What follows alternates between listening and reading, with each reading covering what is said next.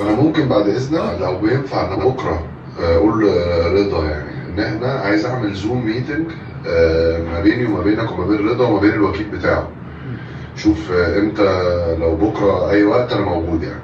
انا بص، انا رضا اتفرجت عليه كويس ولعيب كبير وانا عايزه في الزمالك، يعني انا لو اختار ما بينه وما بين بن شرقي انا بالنسبه لي احسن ان هو يجي.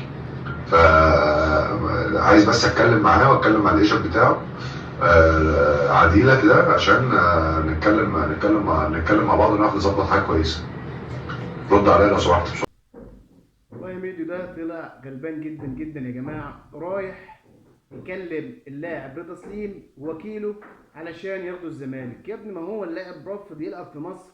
بيراميدز دخل في الصفقة اساسا وقال لك انا مش هلعب في مصر، لو لعبت في مصر هلعب في النادي الاهلي، لان انا جاي له عروض كتير من بره، فاختار النادي الاهلي وعلى اساس هذا الامر تمت الصفقة. امبارح كان في بعض الاختلافات في بعض البنود، وخلاص تم الاتفاق بين الطرفين واللاعب اصبح اهلاوي بشكل رسمي في النادي الاهلي.